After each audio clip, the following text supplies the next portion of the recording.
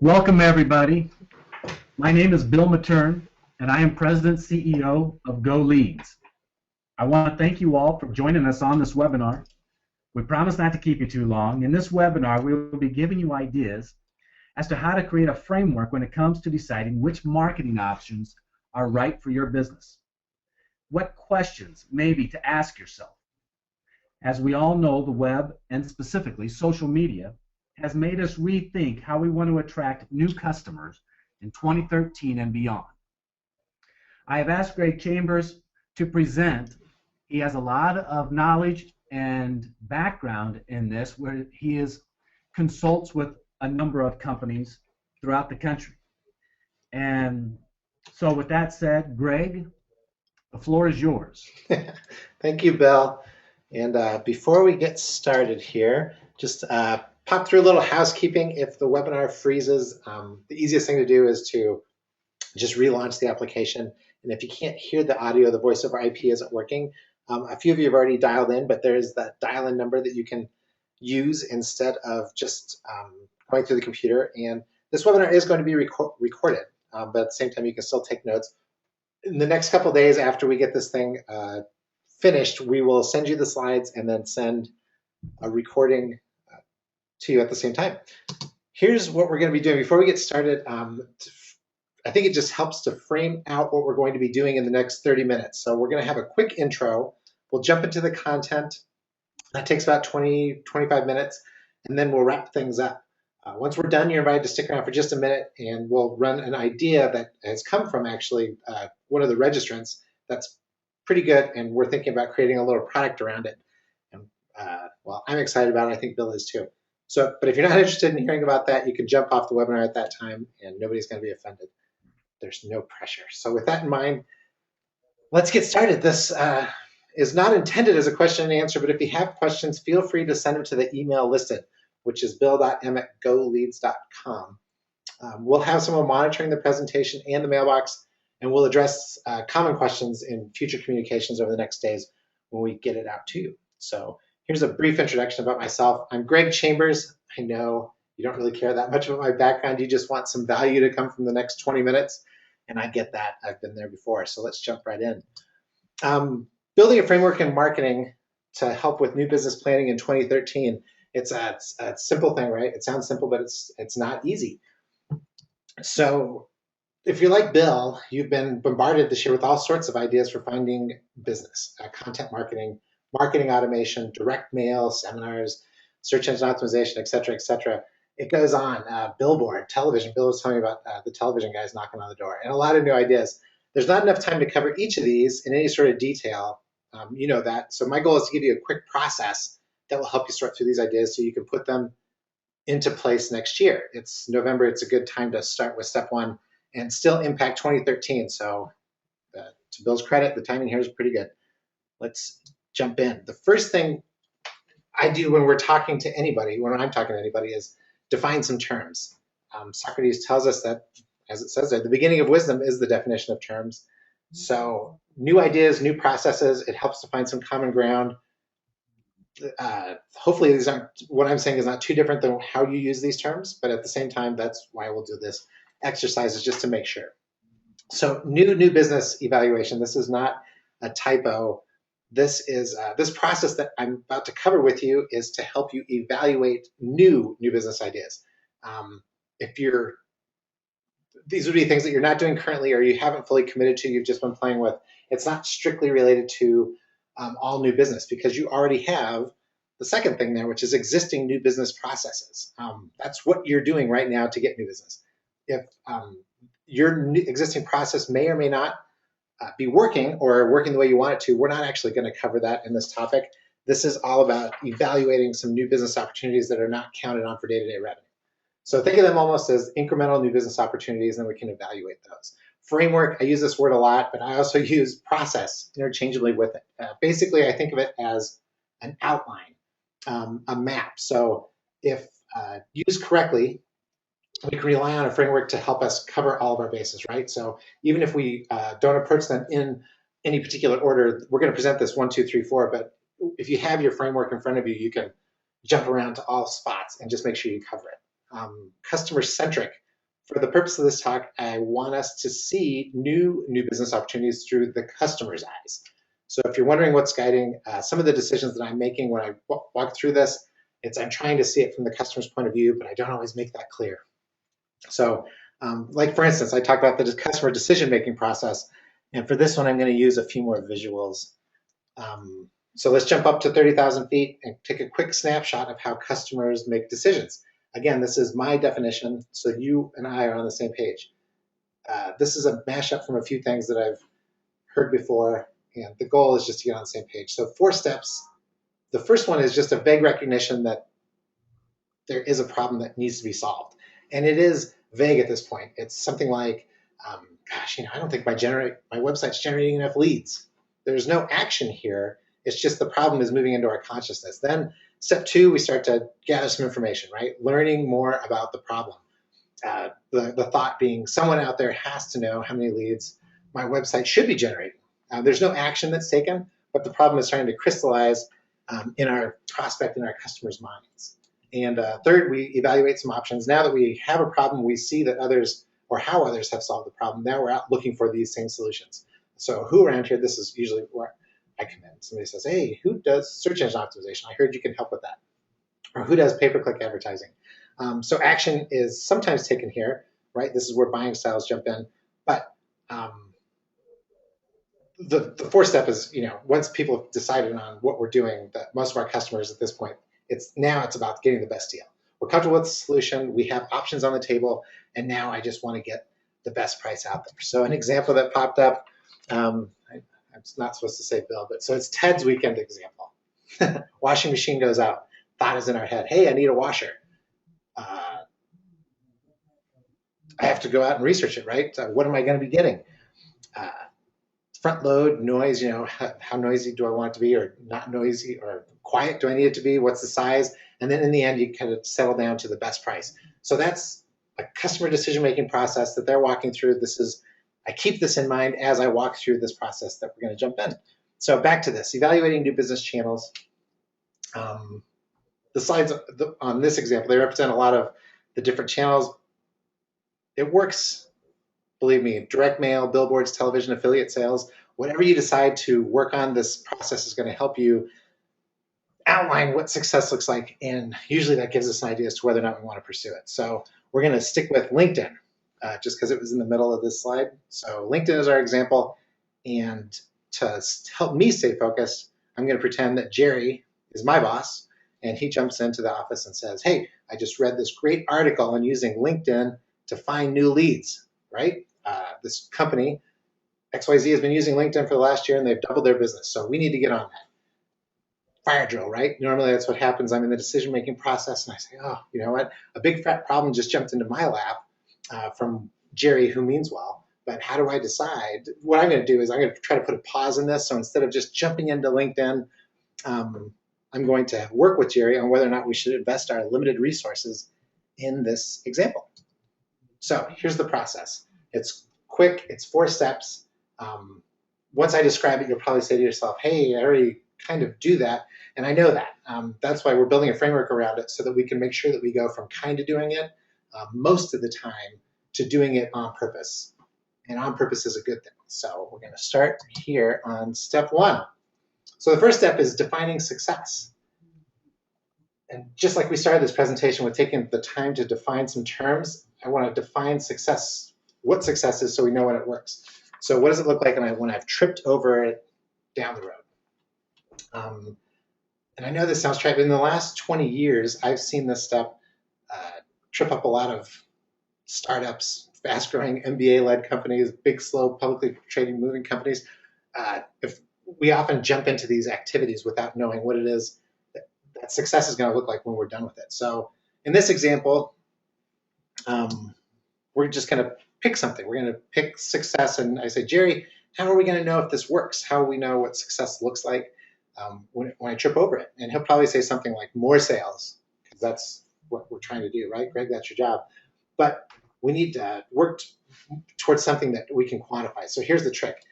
Let's pick something. It can be almost anything, but we need to be able to assign a value to it. Since it's only the first step of this process, we don't want to get too hung up on semantics, but Jerry catches on because he's smart and he says, well, I think it's be successful if, I don't know, if we can get 100 new customers from the LinkedIn channel in the next year. And, I think about it, I apply it to my business and I say, 100, that's pretty aggressive, but yeah, I agree. That would be very successful. When jumping into this step, the goal is to start somewhere and then find something better as I go along, right? Because if it's LinkedIn and I haven't been using LinkedIn on purpose to try to find new business, the easiest time for me to define success is at the beginning, but it's also the easiest, and it's also the easiest question to ask whenever Jerry comes walking in with his great new ideas. So what I want to do is I just want to start everywhere and go, or start anywhere and go everywhere, meaning I just need a point of reference. I need a measure so I can see the needle pivoting up or down, and someone needs to start. We need to start somewhere, and so this is a way of defining. So that's it. You just define success, right? Know the goal, and it doesn't need to be realistic at this point. It just needs to be a place to start. So Jerry gave us success. We agreed on 100 new customers. It didn't sound totally unreasonable, and now we're going to move on. Because after I figured out what success looks like, I want to set up how I'm going to measure it, right? My metric. So simplicity rules here. I want to be able to spot check my measurements without having to run a bunch of different reports.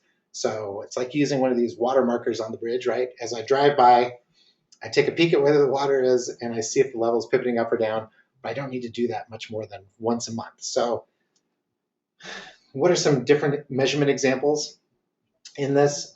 We've used email inquiries, right? info@xyz.com.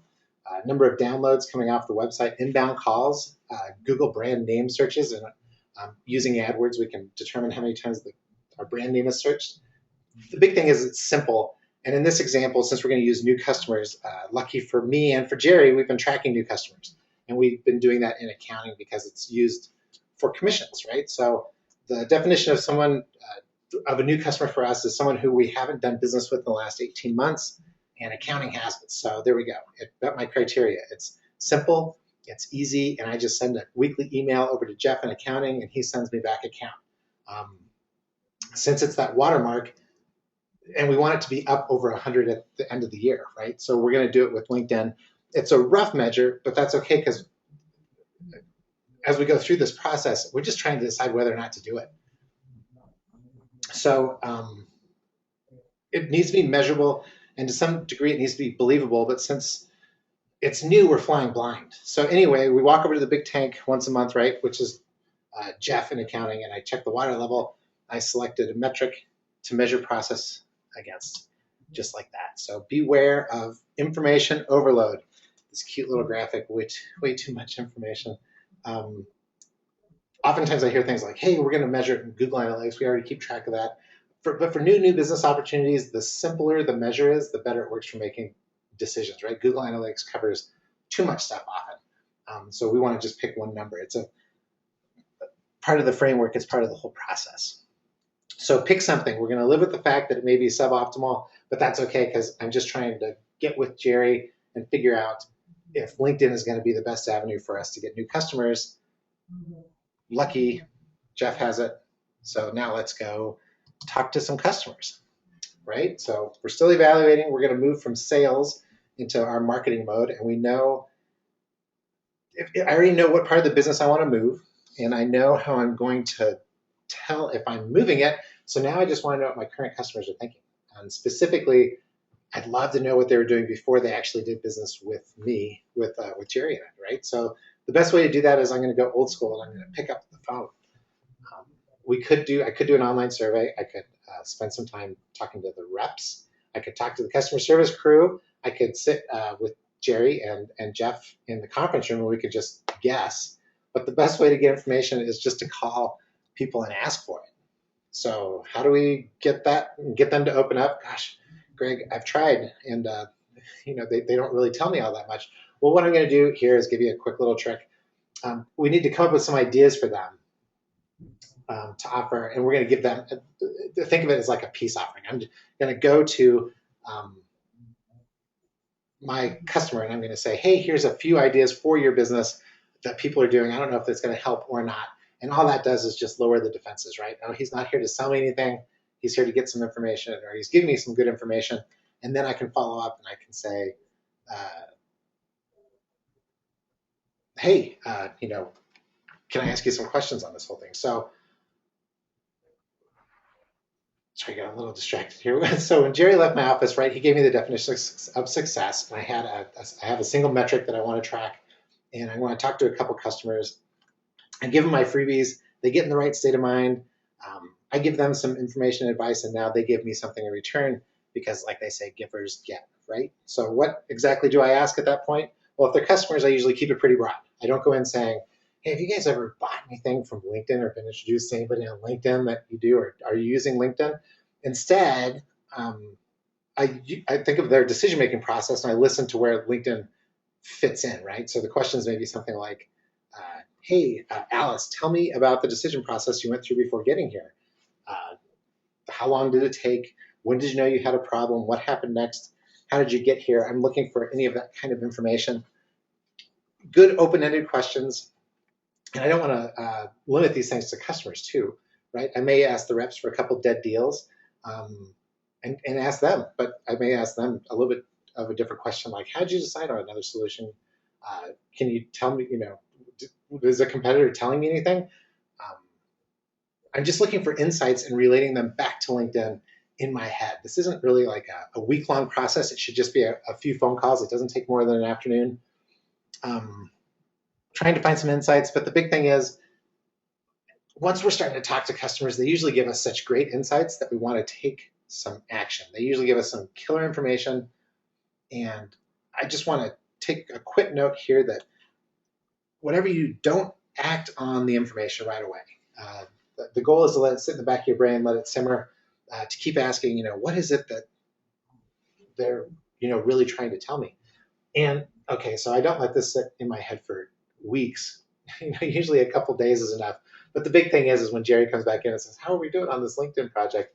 I can say, we're working on it. I'm still trying to put the framework around it, Jerry, to make sure that we do it the right way. So I'm just going to sit tight and not take any action because I still have one more thing to do. But where are we right now, right? Up to right now, Jerry's come in. He said, let's use LinkedIn.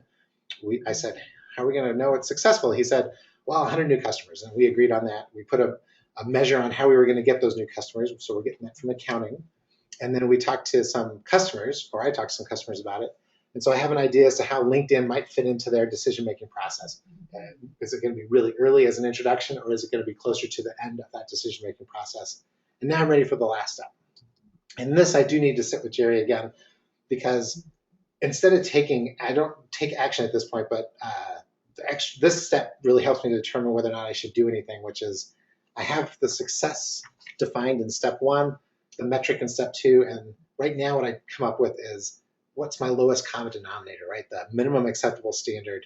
What is the worst results that we can live with if we worked on LinkedIn? The point where we would say, you know what, this is just not working, where I'd kill it.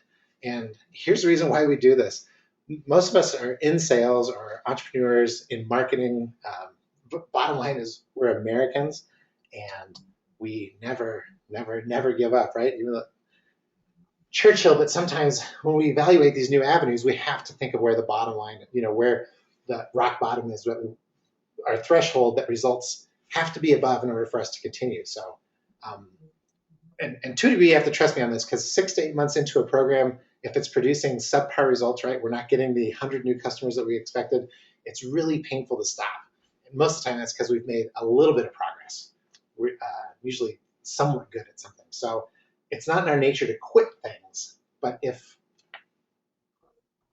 it's below expected results, I'm saying that we should give it up because, again, we have limited resources, and this is a new avenue that we're going to be working on. So I can sit down with Jerry, and we go through it. I say, hey, this is what we've done up to this point, Jerry. So 100 new customers is around 8 to 9 new customers a month, right? Let's just pretend that we're working like heck to use LinkedIn, and we're not getting close to these kinds of results. So where do we call this off? We don't have a lot of resources, and I want to be smart in how we deploy them. So going back and forth with Jerry,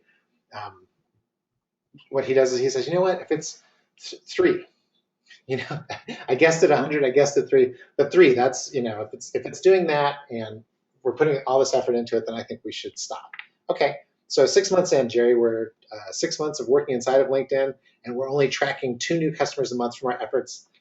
Then we're going to just call this off, and we're going to we're going to pick another avenue that we think might work better. So the reason we do it now is because it's way easier to set this up before you start down that road. It's just a quick little mental exercise that helps us determine the effectiveness of what this new business avenue will be. So we're moving pretty quick, aren't we? So this is the process. Like I mentioned up front, it's parts of this, if not all of it, you're probably already engaging in, but not consciously. So by putting these steps in it, we can now do this whole thing on purpose, right? But it's just because it's a simple process, it doesn't mean that it's an easy process. So let's just recap what happened over the last 20 minutes with Jerry. We were sitting down to do some planning, and Jerry came in and said, we need to be using LinkedIn. So instead of throwing my hands up and jumping right into it, I started with, hey, I've read a lot about LinkedIn too. So let's just talk about this for a second though. And how do we know if LinkedIn is working, like down the road? What is success going to look like if we tripped over it? And so then we took a second, we defined success, 100 new customers, right? Because if you define the success, you kind of know where you're at now, and you know what the future is going to be. You can kind of look at the value. So in this case, I'm assigning an arbitrary value, and I'm saying every new customer is worth $1,000. So if we can get 100 new customers from this effort, that's $100,000. It seems like it would be worth it if we got there. I agree with that, Jerry. So we found a way to measure it that was really simple, right? A pivot. So I started, as we talked about, how do we find new customers? Jerry mentioned that accounting uses a definition of new customers for commissions. So I now have a way of tracking it. We still haven't done any of the work, but I have a way of tracking it pretty easily. Then I said, you know what, Jerry, why don't you leave for a little bit, and I'm going to talk to a few customers and just see how they're using LinkedIn. I give them some free information to get some free information back, and listen for ways that LinkedIn may fit in with what we're doing. I tried to see if it passed the smell test, right? The smoke test. Would LinkedIn fit at all? And I came up with the conclusion that, it will. They're a lot more active in there than I thought. So I got some confirmation that it may work. And now I want to set up a few markers before we actually start the work. So I know what success looks like, how it's measured. I assigned a value to the results. The customer confirmed that it may fit. And I found out what my bailout point is. So far, I can do this process pretty quickly, and once I get good at it, I can actually do it anybody who walks in. So the billboard guy comes in, I can walk him through the process by asking some questions before we even get started as to whether or not I should try the brand new billboard for the next year. So ready for the next step. What are you going to do now? Gosh, Greg, thanks. This was you kind of popped through that pretty quick, and you talked, as Bill tells me sometimes, you talk kind of fast. But what we're going to do from here is we're just going to reflect on getting prepared for someone to suggest something, right? I want somebody to come in and say, we should be doing more with social media or content marketing or marketing automation or gravitational marketing. These are some great new buzzwords. Mobile, what's our mobile strategy? Seminars, we should be doing more seminars. We should do some postcards, customer profiling, an RFP or recency frequency, an RFM analysis. So what are we going to do? Well, we sit and we think about it, right? We have some quick notes that you've taken. If not, the slides will be here tomorrow. You have ideas. Hopefully, usually within a few minutes of going through this, somebody's like, oh, I can do that right now, and they come up with some different ideas, and we're excited to do something. But here's my advice again is don't do anything. I'd give it a week, 2 weeks, and not do a thing. But just let the information sit in the back of your head for a while. If it helps, set a little calendar reminder right now. Just pop that in and say, next Friday, do I have any new business opportunities that I can run through this process to see how it works and if it works. Because that's what it is. It's a process. It's not an event. that's how it goes. So this is the conclusion. Bill and I have actually talked about this. This is a stepping off point for hours and hours of conversation, and applying this framework to his business, and I've applied it to a few other businesses. And I still think we're just scratching the surface on how it works. So with less than 30 minutes, this is the wrap up. We met one another, right? So my name's Greg. It's nice to meet all of you. Thanks for your attention. We got on the same page with some definitions, which is just a great communication skill that you can take anywhere. We went customer centric. We got all customer centric on our process and just started putting ourselves in the minds of this is how they're going to be perceiving this process. So let's work into it with them through that way. And we walked through the 4 steps of the process. And in the end, we know it's a process. It's not an event. So like I mentioned before we started, there is an idea that came out of all this. And basically, a few of you called in before, once you saw the topic, and it became clear that there's a lot of things that all of you and Bill and everybody else were all working on. And so maybe if we shared some of that information, talked about what we were doing, that could be of value too, right? With the miracle of the internet, we should be able to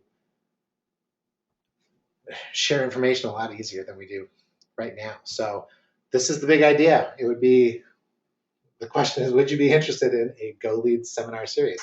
And don't worry, it doesn't mean that I would be doing all the seminars, just a couple of them, but topics that came up first and foremost were database marketing, lead generation, marketing automation, but using short 20-minute segments to get deeper into these would be the big idea. If you think that would be interesting, that same email address, bill.m@goleads.com, tell Bill what you think about that. Some of these could be, this one isn't interactive, but maybe there's a few that we could do in an interactive way. They tend to be a little bit longer. We could do a few more pre-recorded seminars. We could do some video. Anyways, if you're into that, you can pass it along. And that's it. I want to thank you guys for your time. I hope you found it worthwhile, as brief as it is, but I want to respect your time.